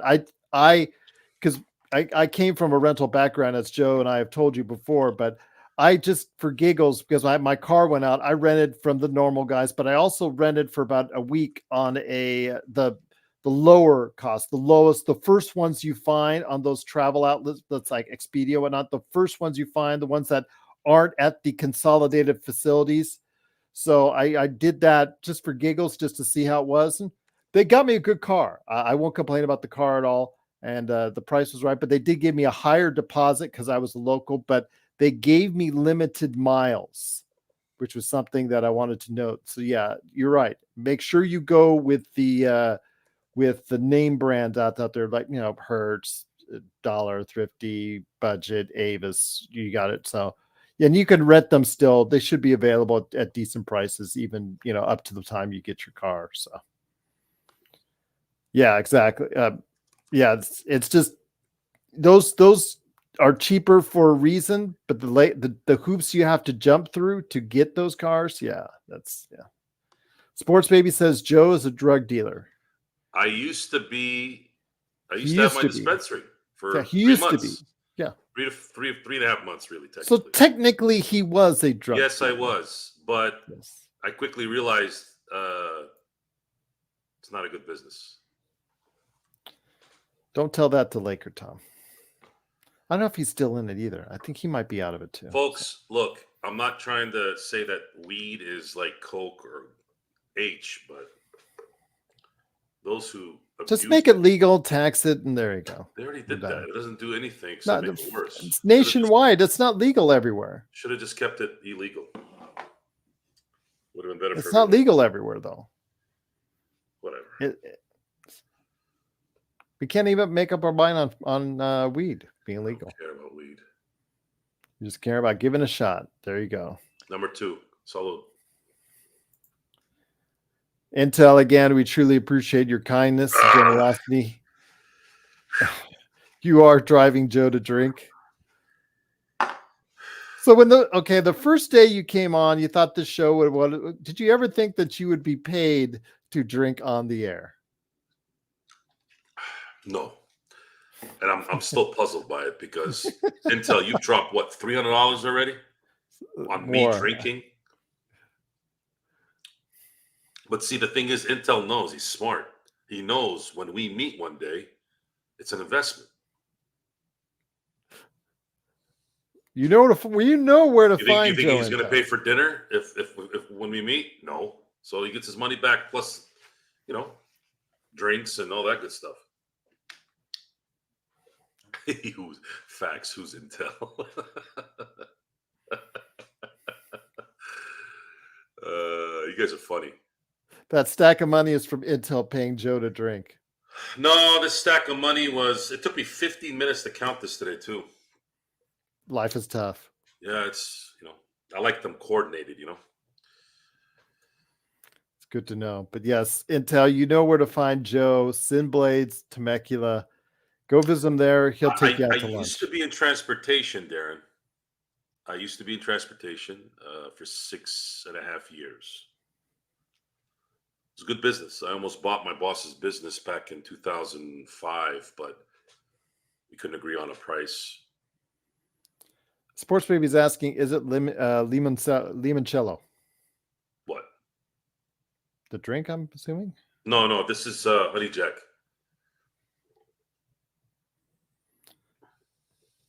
JD, you got to go ahead and sponsor the show. JD, and then I got this strawberry grape Mamba body armor forever. Okay, my wife got it for me. So that brings me a question, because Body Armor had a pretty bleh ad during the Super Bowl. What Super Bowl ad stood out to you, my friend? The only one that was somewhat funny was the Dunkin' Donut one. Bingo! You got it. Good taste, my friend, because I mentioned that in the Pop Culture Cosmos, because that's what we talked about. Dante, I'll take you to my cousin's restaurant. It's called Savage Chef. You'll get a taste of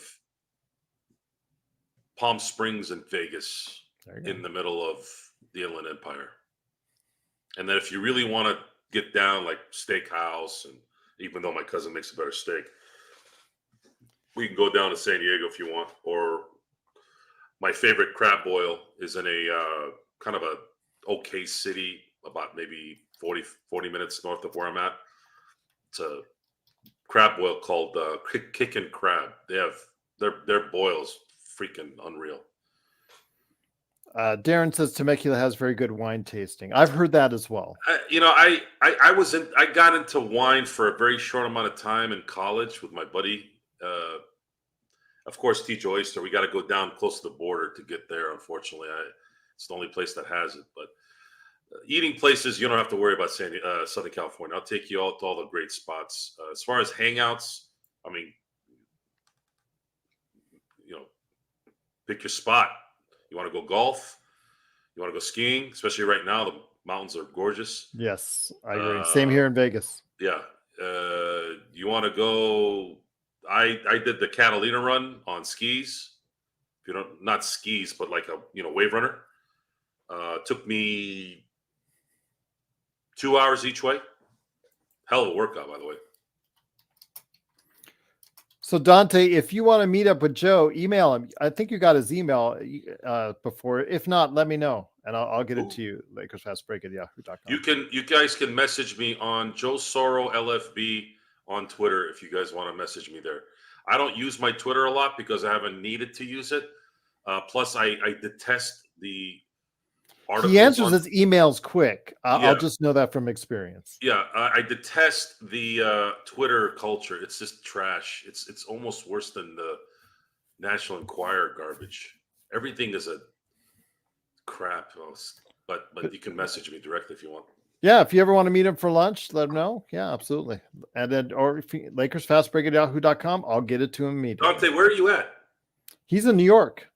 He's a New Yorker. I should have went and saw him when I was there. Yeah, he's a New Yorker, and then he is flying into LA, he said, tomorrow. Oh, that's right. Okay. Yeah, let me know, Dante. Hit me up.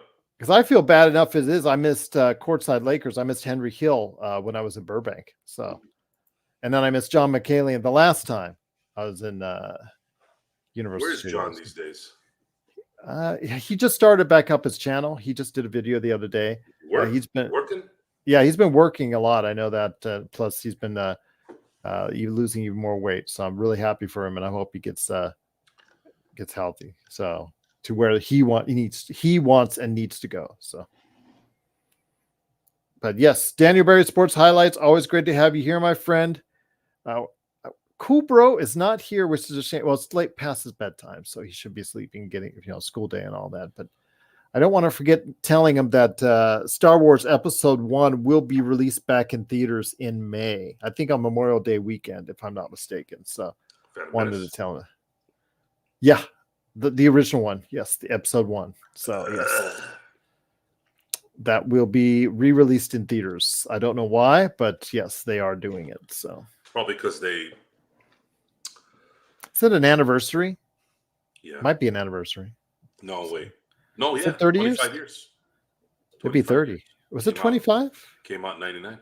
Oh, came out. Oh, that's right. I thought it came out earlier. My bad. Yeah, you're right. Dante, anyone have any insight on Marvels? Yes, I have seen the series. Saw it last month, Dante.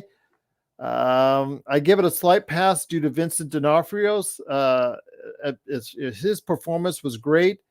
The show, when it dealt on the Native American aspects and the lore, I really liked that part. When they dealt with the gangster part of it and all that, that was just rudimentary stuff. Daredevil's only in a very small amount of scenes. So if you're looking for Daredevil, it's not in it. It's a little bit of a slog to watch. I'll just say that. But yes, Vincent D'Onofrio as Kingpin. He is someone that they need to pay attention to with Marvel because he does an outstanding job with that character.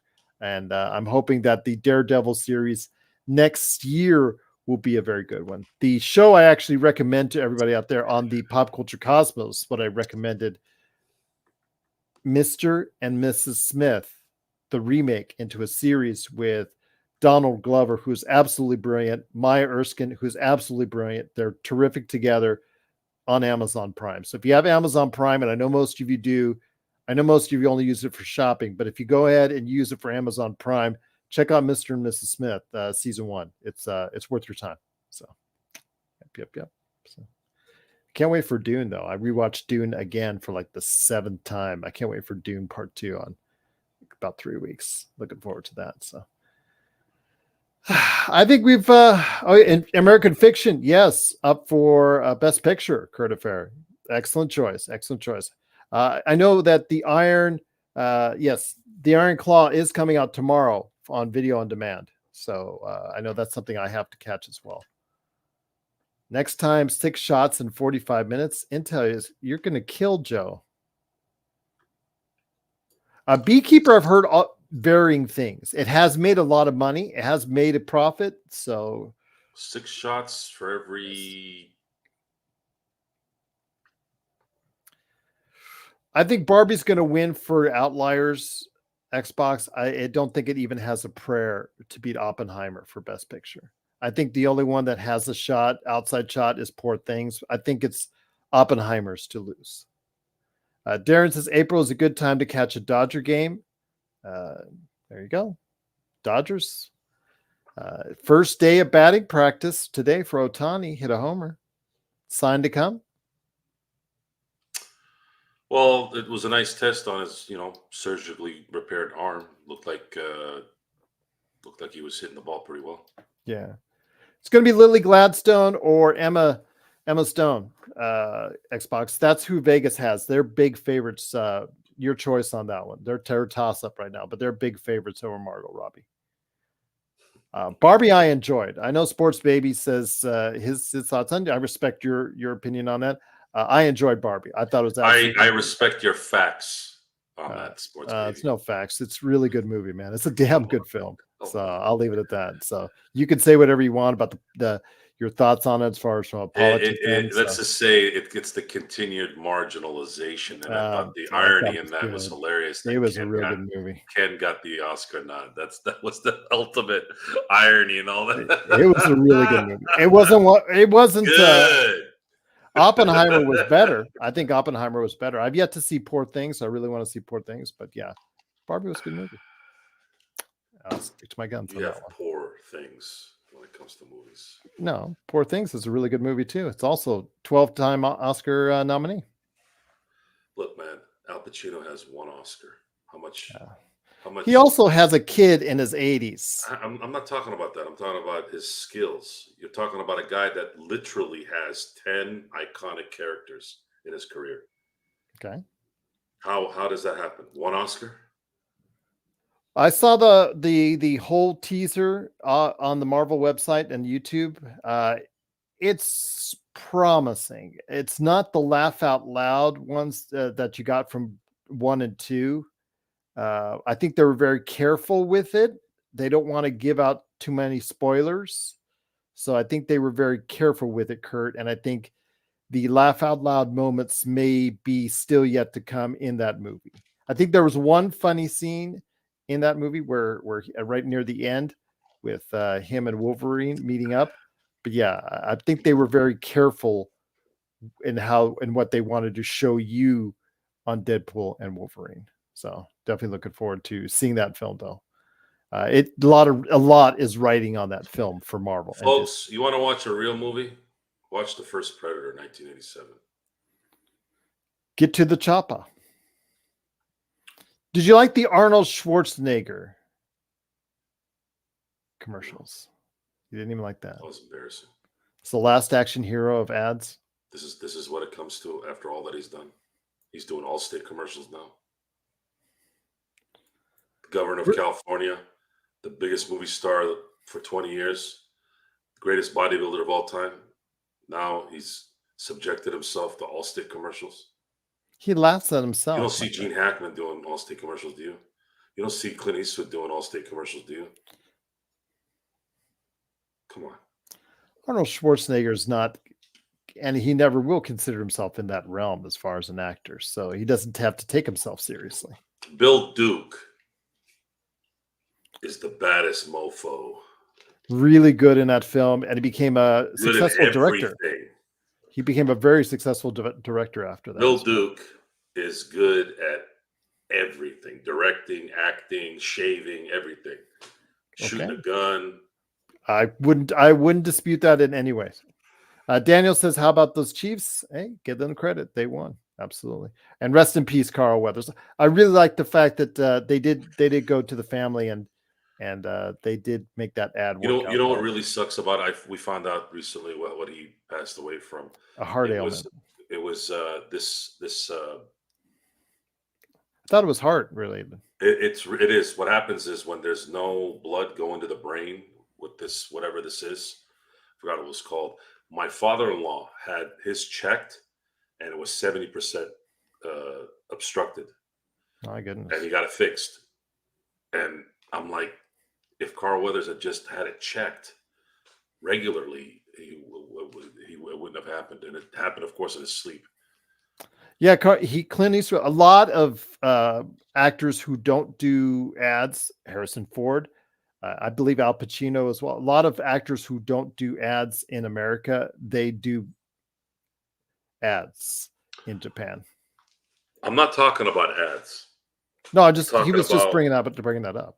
What did you want me to say again, Darren? What was I talking about? Joe, say that again. Wolverine is going to kick his ass. Daryl Strawberry? I don't know. You've lost us, Darren. Okay. Well, they always did commercials. They just did them overseas. Oh, we were talking about Arnold Schwarzenegger. He did not like Arnold Schwarzenegger poking fun at himself in those Jake from. Hey, Dante, you know you done. You see, I can't say that line. You know you're done effed up. Now, you went in the store. Yeah. That whole scene in Menace to Society. And he was also talking about Bill Duke. He was talking about his love for the movie Predator. Except Cool Bro. You all need to watch that movie if you haven't watched it. It is comparing it to like the Boys in the Hood was the after school special, rest in peace, Eazy-E version of that area. But Menace to Society was the reality of that area. So props to the Hughes brothers, man. That was a good movie.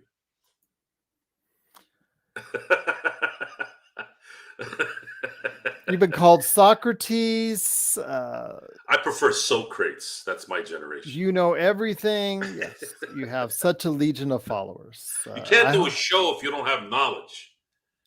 I hope that those followers become 10 and 100-fold at some point in time for you. Well, once the marketing machine starts, but there's going to be more hate coming, folks. People don't like the truth. The first movie we ever watched? Oh my God. I don't remember. I wouldn't even remember that either. Maybe Rocky IV, that I can remember. Oh my gosh. You're talking about me in the 70s. I don't know whatever my parents took me to at that point in time. I know the first one that I forgot what I watched before, but if you remember Robert Williams and Popeye, I remember with my friends sneaking into that one after we watched another one. I didn't tell my dad, and my dad came down halfway through the movie and said, "Guys, what's going on?" Oh, sorry. Oops. So yes, I remember that. But first movie, that's a good question. I wouldn't know. I honestly watching movies. Portia. Yeah, welcome, Portia. Appreciate you being here. Hopefully you'll like it. Many times. I have friends there. Hopefully you'll like and subscribe, because tomorrow we're going to be on for quite a bit with the pregame, and then also during the game. John C's watching from Latin America. Which country, John? Absolutely, John. Thank you. Appreciate it. Hopefully, I mean, we've had people from Brazil, Argentina, of course, Mexico. Yeah, just all over. Xbox is in Australia right now. We've had it from all over. Sorry, Darren. Sometimes the volume might. I don't know. Maybe I'm. First movie I tried to make a move on a girl was Misery. Really? Yes. Did you John C. did you from did you Panama. did you do the popcorn thing? No, I didn't do the popcorn thing. It was because the scene where James Caan gets his feet broken by Kathy Bates. Yeah, scared the out of my date, and then she ended up God, it was like grabbing me, and it's I like, wish I there you was there go. for that just to Yeah. watch Yep. that dynamic. Sports Babies in Australia, another Australian between Sports Baby and between Xbox. Great to have Australia represented. I've had New Zealand, Trinidad and Tobago, Taiwan. We've had all over, of course, all over Europe as well. So yeah, anytime you guys can go ahead and check us out, we truly appreciate it. Don, hey, you can credit Kathy Bates. And if I ever interview her for the Pop Culture Cosmos, I would be, I will thank her for that. So yes, absolutely. I'm sure she still gets it because of that scene. So there you go. Rest in peace, James Caan. And I'll leave it at that. But my daughter went to San Dimas High like Bill and Ted, Darren said. Oh, there you go. Absolutely. Did you go to Waterloo on the weekends? Yes. No. Dante says, what show did you make your first move in? I'm a bedroom guy, folks. I don't really do things in theaters and cars. Okay. All right. Joe has a more slick style. Okay. I like room. I'm a big guy. I don't fit in a lot of places, like planes and normal cars. So a bed is important to me. Okay. Plus, most I'm not even going people there. are,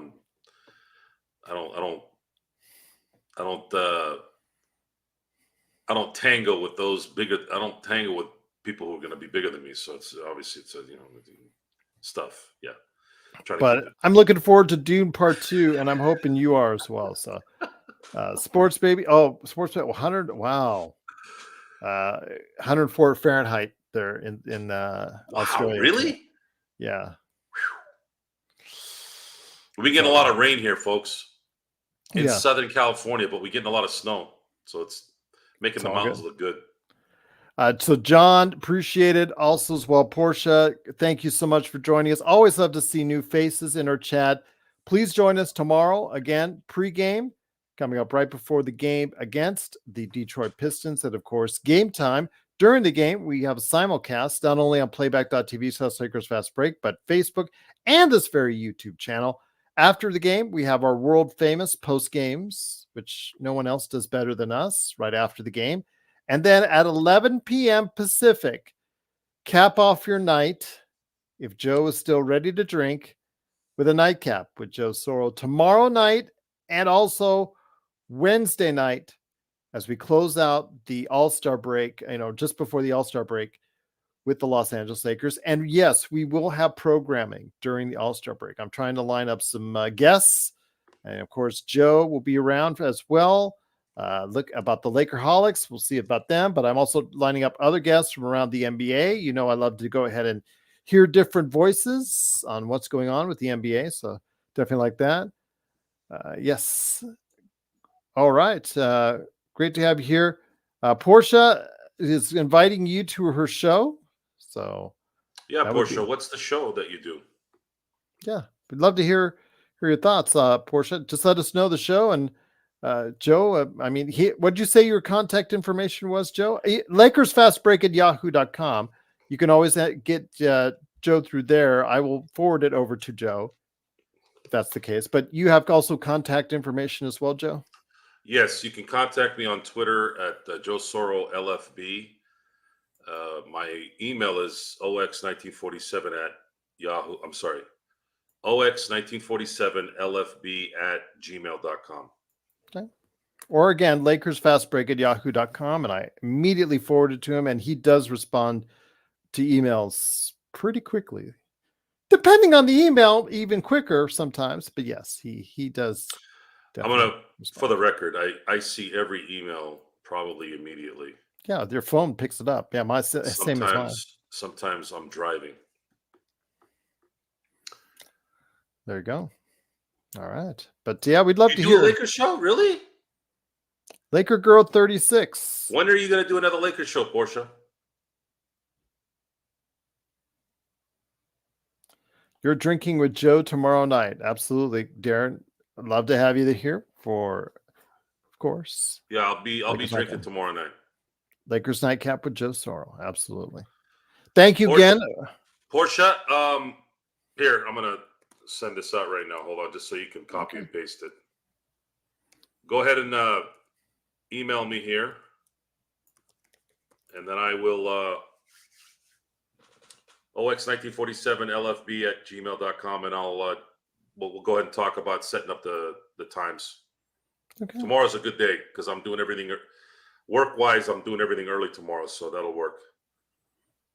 Fair enough. There you go, Joe. See, you're a popular guy.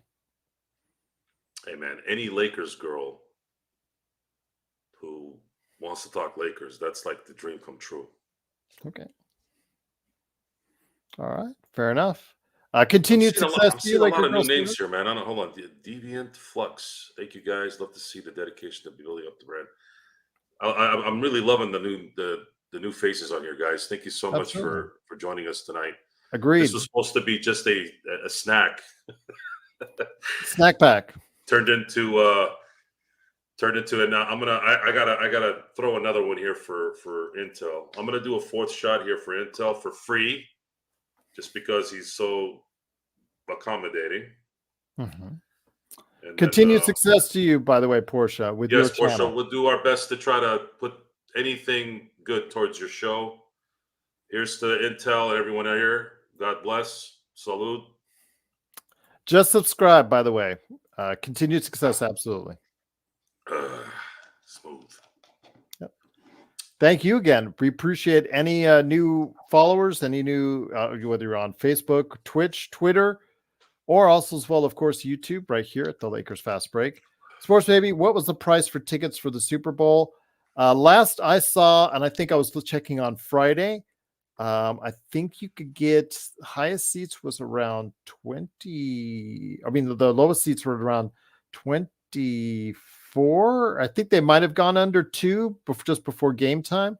GameTime.co, I think it's one of the apps that people were telling me that they go to just before whatever event it is in Las Vegas, whether it's U2 or Super Bowl or what have you. So they might have dropped under $2,000 for tickets. So yeah, the average was 8,600. Yeah. But I saw the highest seat I saw was 23, 24 on Friday. So you never know. Get the Super Bowl hotel rooms, Joe. They did drop on Friday and Saturday. They did. The prices did drop. So Portia says, "Do you have Instagram?" I do. It's my Sin Blades. Yes, I was just gonna say. Hold on, I gotta write it correctly. Hold on.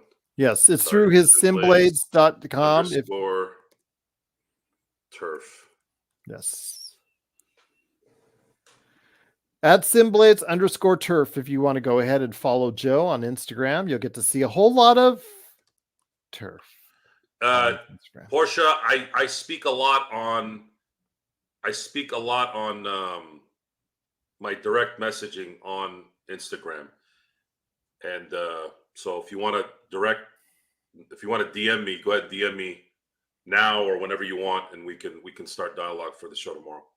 And on that note, then, if that's the case, any last thoughts, my friend, before we head on out? Thank you so much to all the new faces, and of course, Intel Wild for his great contributions today. Last thoughts? You don't need to live. NBA is a global product, Sports Baby, so I wouldn't worry too much. You're good. Well, it's just about the time of the games, I think. But hey, I think the Australia time was 1:00 in the afternoon. I think that's cool. Oh yeah. How is the working environment in Australia? Do you guys do the 9 to 5 over there, Monday through Friday? Okay. Well, let us know. I mean, is it? I think that. Do you have something similar to what we do as far as a 5-day work week for many jobs? 8-hour, 40 No, I'm hour not from week? Calabria. Sports Baby. A lot of people have. I've had that. I've had people ask me that. Dakota says that's the beauty of the Lakers, bringing the world together. Thank you, Dakota. Truly appreciate it. Yes, it does. Brings this world a lot closer and hopefully a lot friendlier. Hopefully we have that kind of environment. We talk to you real here at the Lakers Fast Break. We might not always be something that you agree with, but we do respect your opinion. If you respect ours, we definitely love having you here, a part of the conversation, and hopefully you will find us entertaining. Which is part of our charm and why we've got so many great followers. Yeah, for those of you who just got here, we can get intense. Yes, we can. We can get intense. Yes. So, as you can see on the shorts, take a look at the shorts down below. If you are a new subscriber or if you're a new follower to the Lakers Fast Break, go to the YouTube shorts and they can give you just some glimpses of, what we're all about. So that'll probably be the best. Or some of our old shows. We got almost 1,000 of them. Actually, we do have over 1,000 videos on this channel. So yeah, there you go. It's getting expensive everywhere, sports baby. Yes. It's not just America, and it's not just California. It's not just Australia. I was just in Michigan in the summer, and the houses there are up. Everything's up. Milk is up. Eggs are up. We just live in a world where all the money's going up. Well, I'll tell you what also is going up is the people that are appreciating your work right here at the Lakers Fast Break. Sports Baby says, I might need Joe's bundle of cash to live here in Sydney. Hey, if you guys have a market for artificial turf, let me know. I can guide you.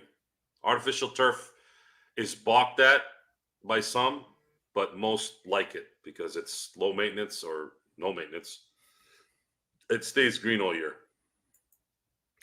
And that looks good, especially here in Vegas. Once again, it is the Lakers Fast Break. It is Mr. Sinblades himself, Joe Soro, aka Ox1947. Please support him today. It's Sinblades with a Y.com, LakersBall.com, Ox1947. And then also as well, Lakers Nightcap tomorrow night at 11 p.m. Pacific and Wednesday night at 11 p.m. Pacific. Joe will be here to top off the evening for you. But before then, full days from us Tuesday and Wednesday, including pregame, during the game, simulcast, postgame, and then, of course, the nightcap as well. Only people. Oh, okay. Reading Dante's notes here. The Freemasons. Dante, you kill me. Safe travels, Dante. Safe travels to LA. Safe travels to LA, my friend. And hopefully you get a chance to go out and reach out to Joe and hopefully connect with him for some lunch. So there you go. I got you, Dante. Don't worry about it. Yeah. Just hit me up. Yes. Hit up Joe. You know how to get a hold of him now. So there you go. Once again, it is the Lakers Fast Break. We'll be back tomorrow for a full evening of programming. Hopefully you will join us. We'd love to have you on. New subscribers, old subscribers, any viewers and listeners, we cannot thank you enough. And of course, Intel, nothing but love for you, my friend. You're driving Joe to psoriasis of the liver. But hey, it's all for a good cause indeed. It's all for a good cause for our podcast. I'm going on April. Oh, you're just booking it tomorrow. Oh, okay. Okay. So he was just booking. I thought he was going tomorrow to LA. So, well, still safe travels then, my friend. But yeah, look up Joe in April. He'll still be there in Temecula. He'll still be there. But once again, it is the Lakers Fast Break. It is Joe Soro along with me, Joe Glassford. Thanks again for watching and listening. Who will I have on tomorrow? You never know. I got always some good stuff planned for you on any day, whether it's tomorrow, after that, all week long. Make sure you stay subscribed to us right here at the Lakers Fast Break Podcast.